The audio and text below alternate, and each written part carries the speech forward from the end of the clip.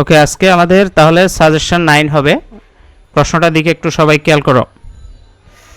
আমরা প্রশ্নটা বুঝাই দিই আগে। From the following information supplied by XYZ oblique ABC limited, অর্থাৎ নিচের যে ইনফরমেশনগুলো দেওয়া আছে বা সরবরাহ করা হয়েছে সেগুলো হলো XYZ অথবা ABC লিমিটেড থেকে। তো দুইটা কোম্পানির নাম হওয়ার কারণ হলো একাধিক বছরে যেহেতু প্রশ্নটা আসছে, এটা কখনো কখনো XYZ নামে আসছে, আবার কখনো কখনো ABC লিমিটেড নামে আছে।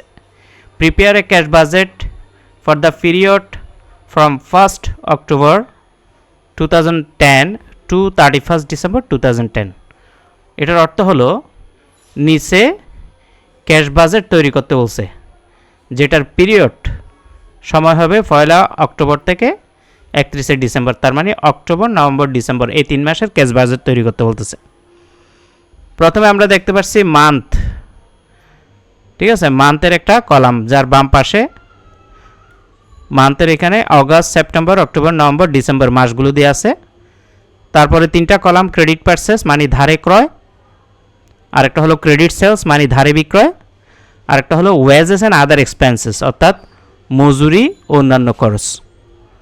এভাবে অগস্ট মাসে ক্রেডিট পারচেস আছে 92,000, ক্রেডিট সেলস আছে 1,85,000 এবং ওয়েজেস অ্যান্ড আদার এক্সপেন্সেস আছে 58,000।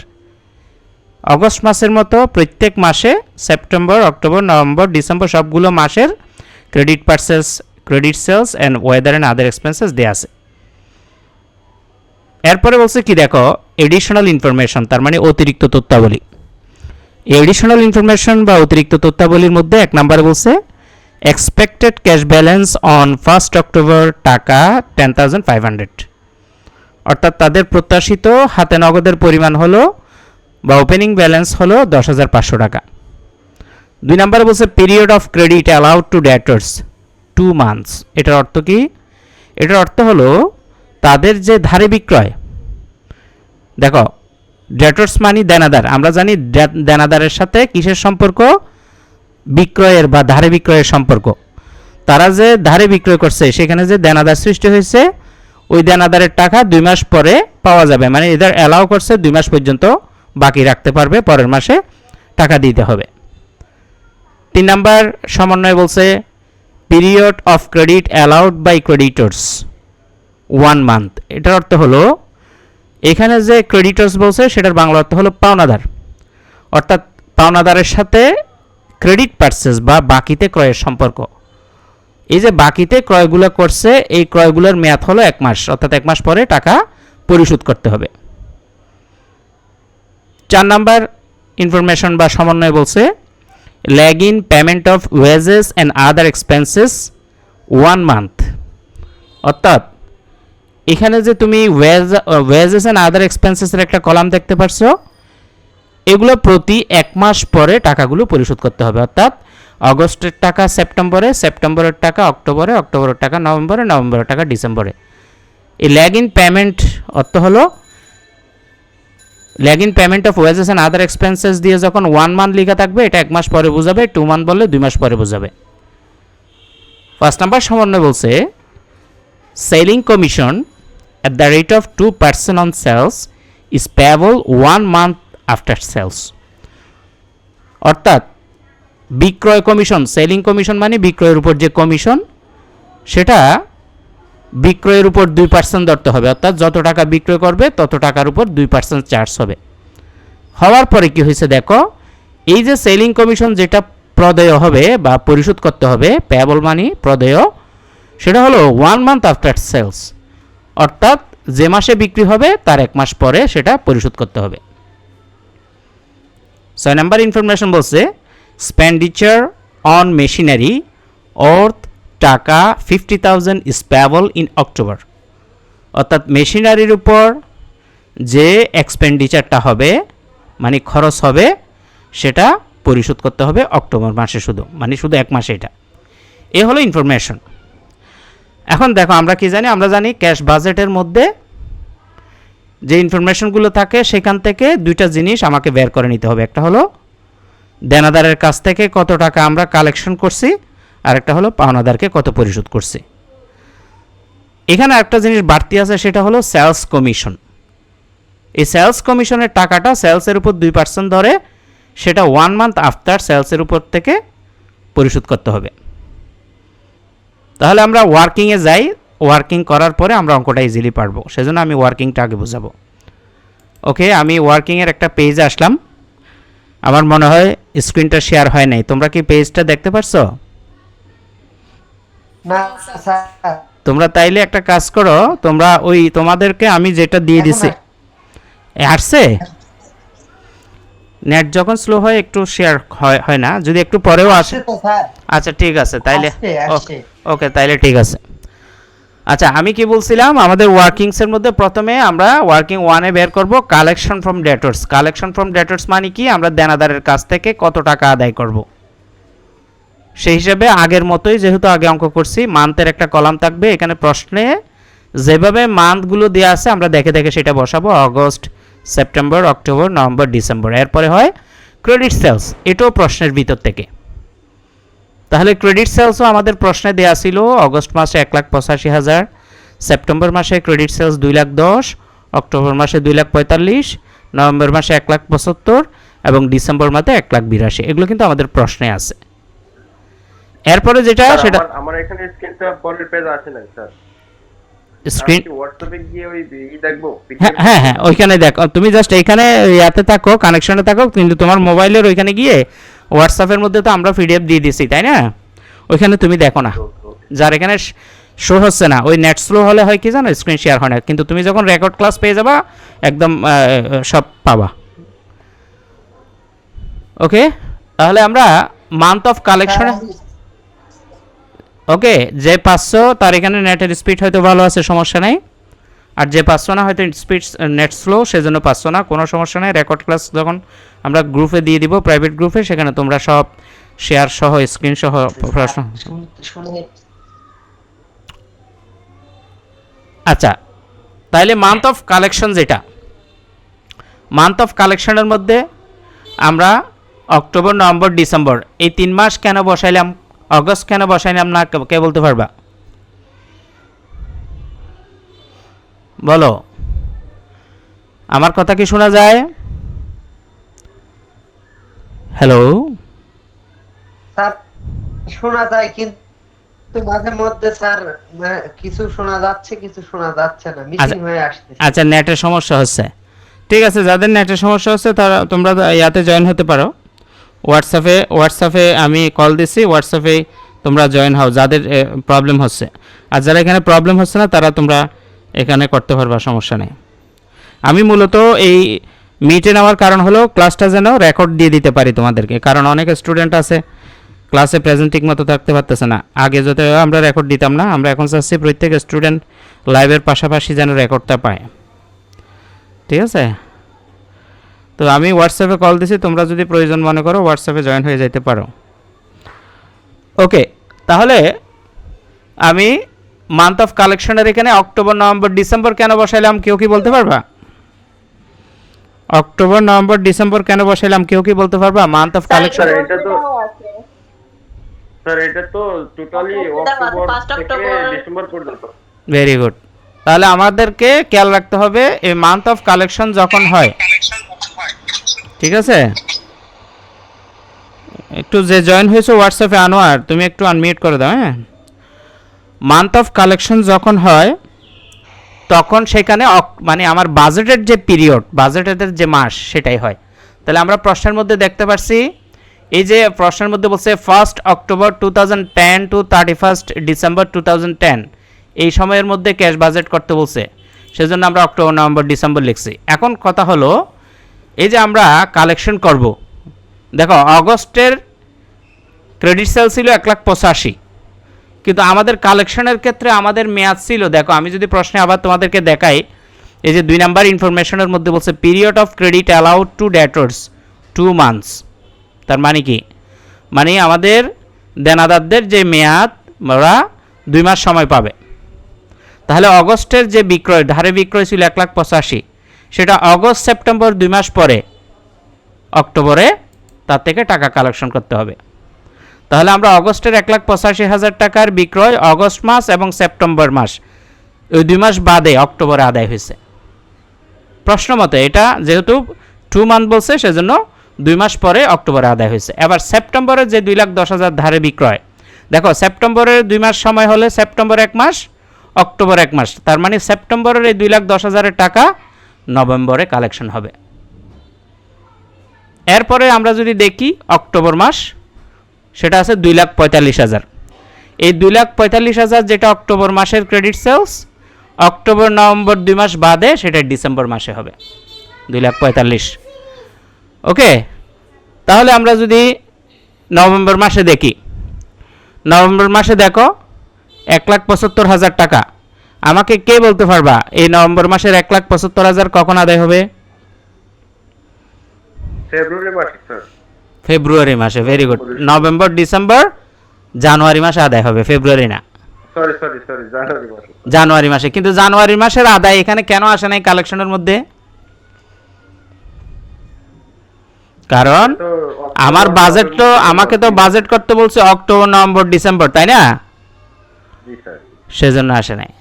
ঠিক একইভাবে ডিসেম্বরের টাকা আসবে না, কারণ ডিসেম্বরের টাকা ডিসেম্বর, জানুয়ারি, ফেব্রুয়ারিতে আদায় হবে, যার কারণে আমার কালেকশন পিরিয়ড হলো ডিসেম্বর পর্যন্ত। সেজন্য আমার এখানে মানে আমার মান্থ অফ কালেকশন যেটা অক্টোবর নভেম্বর ডিসেম্বর পর্যন্ত, তাই ডিসেম্বরের টাকা ফেব্রুয়ারিতে যদি কখনো বাজেট হয় তখন আদায় হবে। এরপরে আসো 2 নম্বরে বলছে ক্যালকুলেশন অফ সেলস কমিশন। একটু 2 মিনিট ওয়েট করো। আচ্ছা, যাই হোক, এখন আমরা মান্থ অফ কালেকশনের যে ওয়ার্কিং ওয়ান সেটা তো বুঝছি সবাই, তাই না? কোনো প্রশ্ন আছে এখানে? হ্যালো, ওয়ার্কিং ওয়ানে কি কারো কোনো প্রশ্ন আছে? নাই। তাহলে আমি আমি 2 নম্বরে যাচ্ছি, ক্যালকুলেশন অফ সেলস কমিশন। এটা কীভাবে বের করবো খেয়াল করো। যথারীতি আমরা মান্থের একটা কলাম, ক্রেডিট সেলসের একটা কলাম এখানে লাগবে, কারণ কমিশনগুলো সেলসের উপর ধরতে বলছে সেই জন্য। এরপরে সেলস কমিশনের একটা কলাম হবে। প্রশ্ন মতে 2% বলছে, 2% লিখলাম। তাহলে মান্থগুলো প্রশ্ন থেকে দেখে দেখে August, September, October, November, December পর্যন্ত লিখলাম এবং ক্রেডিট সেলসগুলো প্রশ্ন থেকে দেখে বসাইলাম। এবার সেলস কমিশন যেহেতু বলছে সেলসের উপর ধরতে, তুমি ক্যালকুলেটারে 1,85,000 2% করে দেখো কত হয়। 1,85,000 2% কত বলো? ক্যালকুলেটর আছে সবার সামনে? 3,700। ঠিক একইভাবে 2,10,000 2% করো, 4,200 আসবে। 2,45,000 2% করো, 4,900 আসবে। 1,75,000 2% করে দেখো, 3,500 আসবে। এবং ডিসেম্বরের ধারে বিক্রয় 1,82,000, তার 2% করলে 3,640। এ ছিল সেলস কমিশন। এখন কথা হলো এই সেলস কমিশনগুলো কালেকশন করব আমরা কিভাবে? প্রশ্নে কি বলছে? প্রশ্নে যদি আমরা দেখি, sales commission at the rate of 2% on sales is payable 1 month after sales. 1 month after sales মানে বিক্রয়ের 1 মাস পরে। তার মানে আমরা বলতে পারি যেটা অগস্টে বিক্রয় হয়েছে সেটার কমিশন যেটা 3700 টাকা, সেটা সেপ্টেম্বর মাসে কালেকশন হবে।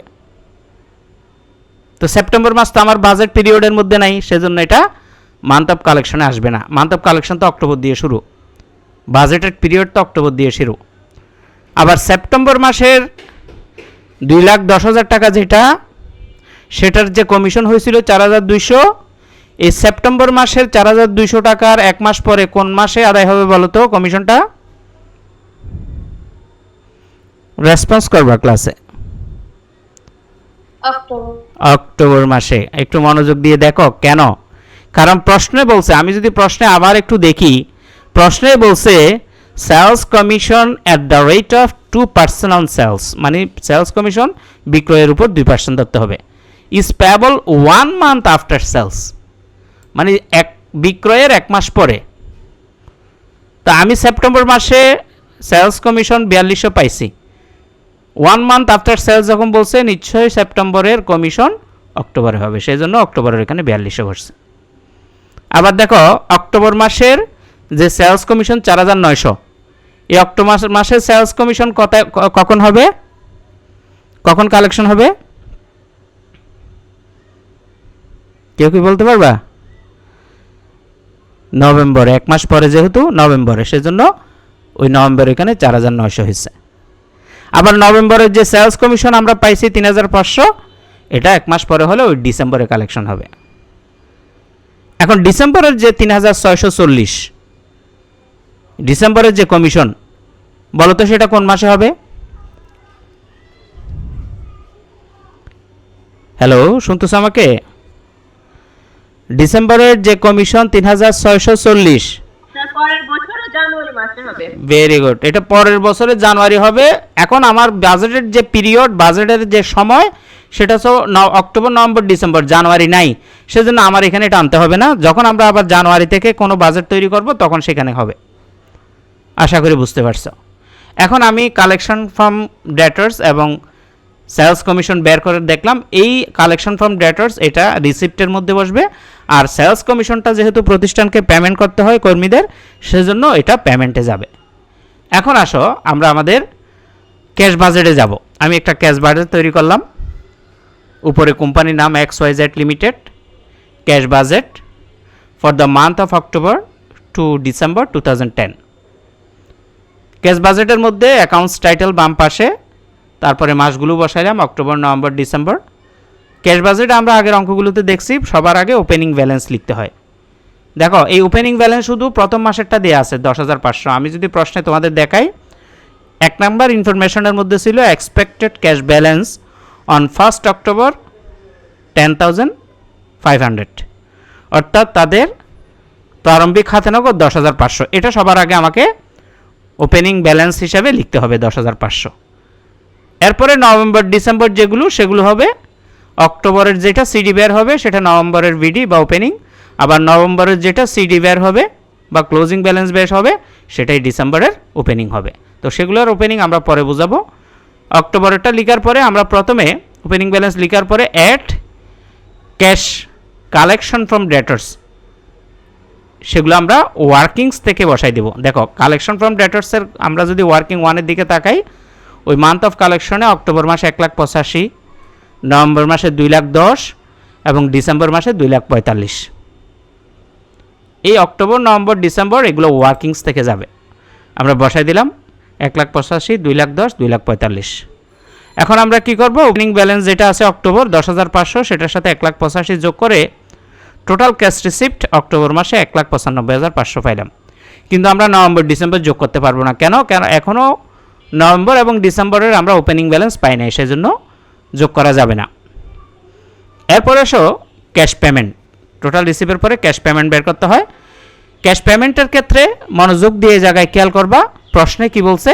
আমরা যদি প্রশ্নে দেখি 3 নাম্বার ইনফরমেশনের মধ্যে তুমি তাকাও, period of credit allowed by creditors 1 month, অর্থাৎ পাওনাদারদেরকে টাকা পরিশোধ করতে হবে 1 মাসে, মানে 1 মাস সময় আছে। তার মানে আগস্টের টাকা সেপ্টেম্বরে, সেপ্টেম্বরের টাকা অক্টোবরে, অক্টোবরের টাকা নভেম্বরে পরিশোধ করতে হবে। তাহলে পাওনাদারের সাথে কার সম্পর্ক? ধারে বিক্রয়ের সম্পর্ক, তার মানে ক্রেডিট পারচেজে। তার মানে আমরা যদি দেখতে পাই আমাদের ক্রেডিট পারচেজের মধ্যে অগস্টে আছে 92, তো অগস্টের টাকা তো সেপ্টেম্বরে, তার মানে অগস্টের টাকা আমার বাজেটের ভিতর আসবে না। কেন আসবে না? কারণ বাজেটের মধ্যে মাস শুরু হয়েছে 1 অক্টোবর দিয়ে, সেজন্য অগস্টের 92,000 টাকা পরিশোধ করলে সেপ্টেম্বরে করতে হবে। সেপ্টেম্বরের বাজেট আমাদের মধ্যে নাই। সেপ্টেম্বরের যে 1 লাখ টাকা সেটা কিন্তু অক্টোবরে, তার মানে এই 1 লাখ অক্টোবরে হবে, আর অক্টোবরের 1,20,000 নভেম্বরে হবে, নভেম্বরের যে 90,000 সেটা ডিসেম্বরে হবে। ডিসেম্বরেরটা আমার আর দরকার হবে না। তো আমরা সেই কাজটাই করছি। দেখো এই যে টোটাল ক্যাশ রিসিপ্টের পরে ক্যাশ পেমেন্ট দেখতে পাচ্ছ, সেখানে ক্রেডিটর্স যেটা প্রিভিয়াস মান্থেরটা নিতে হবে। ওই যে 1 লাখ যেটা অক্টোবরে তোমরা দেখতে পাচ্ছ সেটা আসলে কোন মাসের? সেপ্টেম্বরের। 1,20,000 যেটা নভেম্বরের সেটা হলো অক্টোবরের ধারে ক্রয়ের টাকা, আর ডিসেম্বরের যেটা 90,000 সেটা হলো নভেম্বরের ধারে ক্রয়ের টাকা। এরপরে wages and other expenses. Wages and other expenses আমাদের প্রশ্নে কি বলছে দেখতে হবে। আমাদের প্রশ্নে বলছে lag in payment of wages and other expenses. দেখো 4 নাম্বার ইনফরমেশনের মধ্যে আছে lag in payment of wages and other expenses 1 month, মানে 1 মাস পরে। ওইটার মতোই আগস্টের ওয়েজেস অ্যান্ড আদার এক্সপেন্সেস সেপ্টেম্বরে, সেপ্টেম্বরেরটা অক্টোবরে, অক্টোবরটা নভেম্বরে, নভেম্বরটা ডিসেম্বরে, আর ডিসেম্বরটা জানুয়ারিতে গিয়ে হবে। তাহলে আমরা যার কারণে এই ওয়েজেস অ্যান্ড আদার এক্সপেন্সেসের যে 65,000 অক্টোবরের, সেটা কোন মাসের? অক্টোবরের আগের মাস কোন মাস? সেপ্টেম্বরের। নভেম্বরের যেটা 75,000 টাকা পেমেন্টে দেখতেছো সেটা হলো অক্টোবরের। আর ডিসেম্বরে যেটা 54,000 দেখতেছো সেটা নভেম্বরের। অর্থাৎ প্রশ্নের ভিতরে তুমি দেখতে পারছো সেপ্টেম্বরের টাকা অক্টোবরে, অক্টোবরের টাকা নভেম্বরে হবে, নভেম্বরের টাকা ডিসেম্বরে, আর ডিসেম্বরেরটা পরের বছর জানুয়ারিতে পেমেন্ট হবে। সেজন্য ডিসেম্বরের যেটা প্রশ্নে আছে সেটা আসে না এখানে। এরপর আসো সেলস কমিশন। সেলস কমিশন তো তুমি ওয়ার্কিংয়ে বের করছো। অক্টোবরে 4,200, নভেম্বরে 4,900 এবং ডিসেম্বরে 3,500। আমি যদি ওয়ার্কিংসের ওইখানে দেখাই যে অক্টোবরে 4,200, নভেম্বরে 4,900 এবং ডিসেম্বরে 3,500 বসাই দিলাম। বসাই দেওয়ার পরে এরপরে আমাদের আরেকটা খরচ ছিল এক্সপেন্ডিচার অন মেশিনারি। প্রশ্নের মধ্যে একদম লাস্ট ইনফরমেশন দেখো 6 নম্বরে, এক্সপেন্ডিচার অন মেশিনারি অর টাকা 50,000 ইজ পেয়েবল ইন অক্টোবর। তার মানে কি মেশিনের যেটা খরচ সেটা অক্টোবর মাসে পরিশোধ হবে। সেজন্য এই এক্সপেন্ডিচার অন মেশিনারি লিখে আমরা এটা অক্টোবরে বসাই দিলাম, বাকি 2 মাসে ডট ডট দিলাম। এখন আমার কাজ হবে ক্লোজিং ব্যালেন্স বের করা। আমরা ক্লোজিং ব্যালেন্স কীভাবে পাবো? আমরা যে ওপেনিং ব্যালেন্স দেখতে পাচ্ছি 1,95,500 টোটাল রিসিপ্ট, সেটার সাথে আমরা টোটাল ক্যাশ পেমেন্ট 2,19,200 মাইনাস করব। এখন আমাকে দেখো টোটাল রিসিপ্ট হলো 1,95,500, কিন্তু টোটাল পেমেন্ট তো 2,19,200। তার মানে আমার মোট প্রাপ্তি থেকে মোট প্রদান বড় হয়ে গেছে। তার মানে আমার এখানে ঘাটতি ব্যালেন্স হবে। ঘাটতি ব্যালেন্স মানে কি? ঋণাত্মক উদ্বৃত্ত আসবে, সেজন্য এটাকে ব্র্যাকেটে রাখছি। তুমি যদি 1,95,500 থেকে 2,19,200 মাইনাস করো তাইলে -23,700 হবে। এটা মাইনাসও লেখা যায়, ব্র্যাকেট দিয়েও লেখা যায়। ব্র্যাকেট মানি হলো এটা মাইনাস ফিগার। এখন এই 23,700 এটা ক্লোজিং ব্যালেন্স যেটা, সেটাই অক্টোবরের যেটা ক্লোজিং ব্যালেন্স সেটাই নভেম্বরে ওপেনিং ব্যালেন্সে আসি পড়ছে। তার মানে এই অক্টোবর থেকে এটা নভেম্বরে গেছে। দেখো 23,700 ওই নেগেটিভে দেখাইতে হবে। এখন আমি নভেম্বর যোগ বিয়োগ করলাম। যোগ বিয়োগ করার সময় 2,10,000 থেকে 23,700 মাইনাস করতে হবে, কারণ এটা নেগেটিভ ফিগার। তাহলে 2,10,000 থেকে 23,700 যদি আমরা মাইনাস করি 1,86,300, এটা হবে টোটাল ক্যাশ রিসিপ্ট নভেম্বর। এটা যদি পজিটিভ ফিগার হইতো তাহলে কিন্তু যোগ করতে হইতো, এটা যেহেতু নেগেটিভ ফিগার সেজন্য মাইনাস করছে। করার পরে আমরা ক্যাশ পেমেন্ট 1,20,000 আগে থেকে তো ছিল, ক্রেডিটার্সকে পরিশোধ করবো, এবং ওয়েজেস ছিল কত? 75,000। আর সেলস কমিশন 4,900, এই তিনোটা যোগ করবো, মানে পেমেন্টগুলো সব যোগ করলাম 1,99,900 পাইলাম। আবারও দেখতে পাচ্ছি নভেম্বর মাসেও আমার ক্যাশ রিসিপ্টস 1,86,300, কিন্তু ক্যাশ পেমেন্ট 1,99,900। তার মানে 1,86,300 রিসিপ্ট থেকে পেমেন্টের পরিমাণ বড়। যখন এই রিসিপ্ট থেকে পেমেন্ট বেশি হয়ে যায় তখন কিন্তু ক্লোজিং ব্যালেন্স নেগেটিভ হয়। তুমি করো 1,86,300 থেকে 1,99,900 মাইনাস করলে ক্যালকুলেটারে দেখবা -13,600 আসবে। এই মাইনাস মানি হলো ব্র্যাকেটে রাখা। তাহলে নভেম্বরে যখন ক্লোজিং ব্যালেন্স পেয়ে গেছি, ক্লোজিং ব্যালেন্স তো এ থেকে বি মাইনাস করা, অর্থাৎ টোটাল রিসিপ্ট থেকে পেমেন্ট। এই নভেম্বরের যে ক্লোজিং ব্যালেন্স সেটাই ডিসেম্বরে গিয়ে ওপেনিং হিসেবে বসছে। এখানে যেভাবে নেগেটিভ বসছে ওইখানে গিয়ে নেগেটিভ বসবে। এখানে যদি পজিটিভ বের হইতো তাহলে ওইখানেও পজিটিভ ব্যালেন্স হিসেবে বসতো। এখন যেহেতু নেগেটিভ ফিগার, সেজন্য সেটা আমরা দেনাদার থেকে যে কালেকশন করছিলাম 2,45,000, এখান থেকে এটা মাইনাস করতে হবে। তাহলে 2,45,000 থেকে 13,600 মাইনাস করলে কত হয়? কোন একজন বলো তো কত হয়? 31,400। এই 2,31,400 টাকা আসছে। এখন আমি যখন প্রাপ্তি পেয়ে গেছি প্রদানগুলো যোগ করব। আমার ডিসেম্বর মাসে 3টা প্রদান ছিল, একটা 90,000 যেটা ক্রেডিটর্সকে পরিশোধ করছি, একটা ওয়েজেস অ্যান্ড আদার এক্সপেন্সেসের পেমেন্ট ছিল 54,000 এবং 3,500 সেলস কমিশন। এই তিনটা যোগ করলে 1,47,500। তাহলে এতক্ষণ পরে আমরা দেখতে পাচ্ছি এই কোম্পানিতে 2,31,400 টাকা রিসিপ্ট হয়েছে, পেমেন্ট করতে হয়েছে 1,47,500। তার মানে পজিটিভ ব্যালেন্স সৃষ্টি হয়েছে, মানে হাতে কিছু নগদ টাকা আছে। তাহলে 2,31,400 রিসিপ্ট থেকে টোটাল ক্যাশ পেমেন্ট 1,47,500 মাইনাস করে দিয়ে দেখো এই 83,900 টাকা ক্লোজিং ক্যাশ ব্যালেন্স পাবে। তার মানে তোমাদের এখানে প্রশ্নগুলো বুঝে বুঝে অঙ্ক করতে হবে। এক ক্যাশ বাজেট সব একই হলেও ভিতরে কিছু ফ্যাসফুস থাকে, এগুলো তোমরা ক্লিয়ার করতে পারলে কোনো ব্যাপার না, এবং 100% এখান থেকে ম্যাথ আসবে। তো এটা সবাই করে দাও, আমি এটার রেকর্ড ক্লাস তোমাদেরকে গ্রুপে দিয়ে দিলে ওটা দেখে নিবা আর কি। সবাই করো, আমি এখান থেকে লিভ নিচ্ছি, তোমরা করে দাও।